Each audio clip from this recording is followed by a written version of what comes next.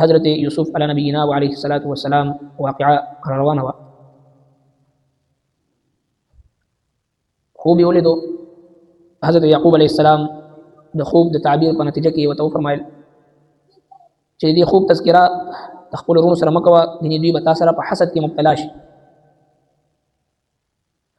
او الله تبارک وتعالی به تعالی غوره کړي او علم به درکوي د خوبونو د تعبیر او خپل نعمت هغه به په تا باندې پوره کوي، څرنګه چې حال د یعقوب باندې د تا نه مخکې پوره کړی ابراهیم علیه السلام، اسحاق علیه السلام باندې.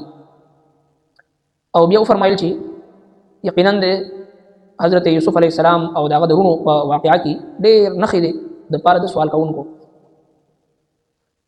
اوس واقعه څه ده چې هر کله د حضرت یعقوب علیه السلام هغه لس زامن چې کوم د ده بیبي راحیل په نامه باندې بیبي وه، د هغې نه دا لس زامن هغه چې وفات شوه نو د هغه خور چې د هغه نامه وه لیا نامه وه، هغې سره یعقوب علیه السلام نکاح وفرمایل.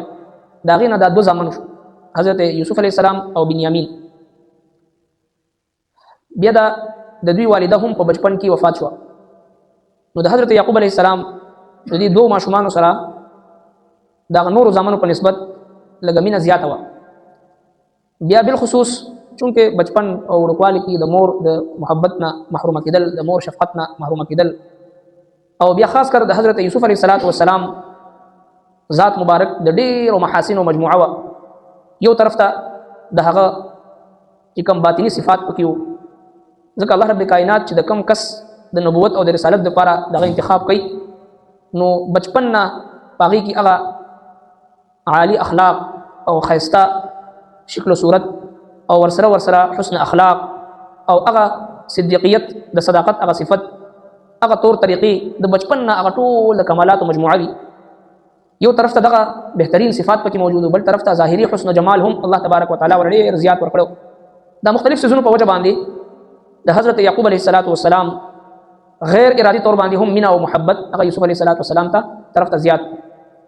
د زړه مینه بعض اوقات په بچو کې یو زوی داسې وي چې هغه پلار ته ډېر زیات ګران وي، حالانکه د شریعت حکم دا دی چې یو پلار به خپلو ټولو زامنو ته په یو نظر باندې ګوري.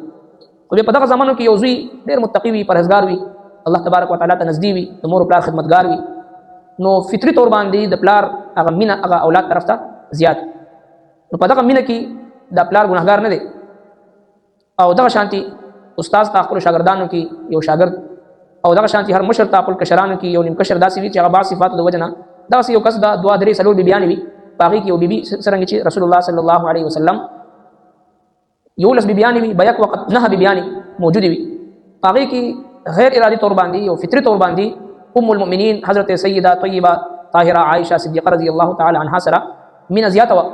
او د هغې هم مختلف اسباب چې رب کائنات د نکاح په عرش معلا باندې کوي او د نکاح نه مخکې د الله محبوب پیغمبر ته د بیبي عائشه صدیقه تصویر راوړلی شي، ورته وښودلی شي چې یا رسول الله دا زنانه به ستا حرام جوړېږي. او د هغې وجه په 11 بیبیانو کې یوه بیبي هم داسې نه ده چې د هغه په بستره باندې چې د الله محبوب پیغمبر موجود وي او هلته وحي راشي. سیده عائشه صدیقه رضی الله تعالی عنها هغه مبارکه بستره وه چې د الله محبوب پیغمبر د سره په غلاف کې دننه موجود دی او د الله قرآن نازلېږي. او دغه د بیبي عائشه صدیقه حجره د الله د محبوب پیغمبر مسکن جوړېږي، روضة من ریاض الجنه، د جنت ټوکړو نه یو ټوکړه رب کائنات ورته فرمایي. د دې مختلفو خصوصیاتو د وجه نه د نبي علیه الصلاة والسلام هغه طبیعي مینه فطري مینه زیاتېدل دا د پلار بچو سره او دغه شانتي د استاد د شاګردانو سره د امام په مقتدیانو کې یو فرد داسې وي چې هغه د دې مینې او د محبت هغه چې د مستحق وي. هغې باندې د مشر چې دی هغه د ملامتیا مستحق نه وي، بلکې د زړه د مینې د وجه نه انسان په دې باندې دغه ګرفت نه کېږي. البته حقوق ټولو ته به پلار اولاد ته یو شانتي ورکوي، استاد به شاګردانو ته یو شانتي ورکوي، مشر به کشرانو ته یو شانتي ورکوي. او بعض مینې داسې وي چې په هغې کې د انسان ګرفت نه کېږي، غیر ارادي طور باندې وي، لکه د حضرت یعقوب علیه السلام مینه د حضرت یوسف علیه السلام سره ډېر کېدل، د هغې هغه ښکلي اخلاق، حسن و جمال او هغه صداقت چې کوم صفت پکې موجود و. یوسف صدیق الله ته جوړ شو بیا وروستو. او دغه شانتي د دې مینې د وجه نه د نورو زامنو چې وکتو چې یاره مونږ خو 10 زامن یو او مشران یو، یو ښه قوت او طاقت مونږ سره دی، د پلار خدمت هم کوو او مال حال هم ولا ګټو، منډې تړې هلې ځلې هم ولا کوو، د کور نظام هم ولا چلو. د دې هر څه باوجود چې دی نو د پلار مینه او د زړه میلان او جوکاو چې دی د دغه یوسف علیه السلام طرف ته ډېر زیات، او دې وجه نه دوی په حسد کې مبتلا شو. او بیا پلار په باره کې وایي چې زموږ د پلار خو په خطایي کې روان دی، ښکاره بې لارې روان دی، نعوذ بالله. مشوره وکړه چې یوسف علیه السلام چې تاسو دا قتل کړئ. یا داسې ځمکې ته وغورځوئ، داسې لرې وغورځوئ چې د پلار د نظر نه هټو شي او ستاسو د پلار مخه تاسو ته کولو شي، تاسو طرف ته متوجه شي. او بیا شیطان ورته دا چل وښولو چې دا یو کار دی وکړئ، بیا به توبه وباسئ. همیشه د شیطان دا کوشش وي چې په مسلمان باندې داسې کار وکړي د ګناه او د معصیت او د الله د نافرمانۍ، ورته وایي چې ما بیا به توبه وباسي که نه خیر دا کار وکړه. حالانکه د دې خبرې سوچ کول پکار دی چې آیا ما ته د توبې موقع میلاویږي او که نه میلاویږي، دومره فرصت شته دی او که نشته دی. ځکه حدیث پاک کې راځي لا یزني الزاني حين یزني وهو مؤمن، زناکار د زنا په وخت کې مؤمن نه ایمان ته رخصت شي. ولا يسرق السارق عند سارق وهو مؤمن، دا غلا کوونکی د غلا په وخت کې مؤمن نه ایمان ته وتی، وروسته بیا ایمان راشي ورته داخل شي. نو خدا نه خواسته دغه زنا په حالت کې دغه غلا په حالت کې دغه معصیت په حالت کې مرګ راغی، نو بیا خو سړی بې ایمان لاړ دنیا. نو لہذا د ګناه د جرأت کول نه مخکې دا سوچ کول پکار دی چې یاره ما ته به د توبې موقع او توفیق به میلاویږي او که نه میلاوي. حالانکه شیطان دا وسوسه چې مړه ګناه وکړه بس هر څه یې وکړه بیا به توبه وباسي.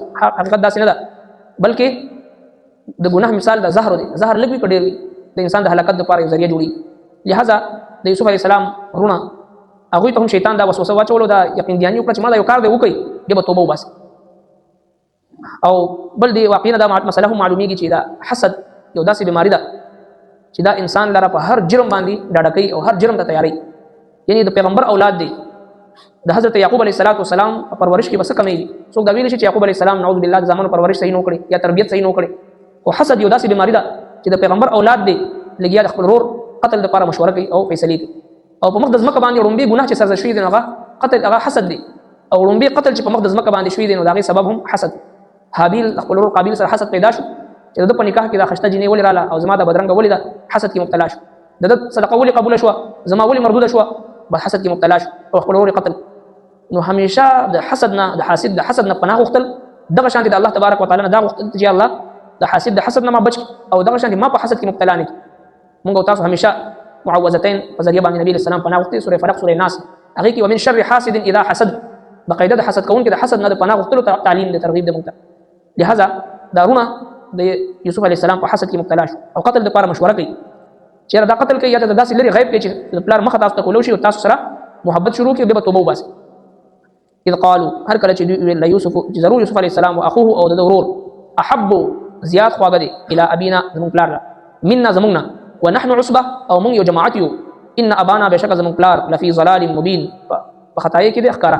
اقتلوا تاسو وجني یوسف علیه السلام او طرحوه یا اغرزوي دي ارضا یو بل ځمکې ته، یو بل ځمکه کې یخلو لکم چې خالي شي تاسو دپاره وجه ابیکم توجه د پلار ستاسو، وتکونو او تاسو او چې شي تاسو من بعده پس د دینه قوما صالحین نیکان خلک.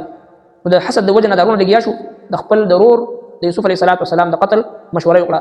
دی وجه نه یو محدث واقعا بار بار ذکر کوو چې هغه فرمایي چې کله ما وکتو چې د حاسد انسان مغفرت چې دی نو د شب قدر په موقع باندې هم نه کېږي، د میدان عرفات په میدان کې هلته هم نه کېږي، د شعبان په 15 شب برات باندې هم په یو موقع باندې هم الله تبارک وتعالى د حاسد مغفرت نه کوي.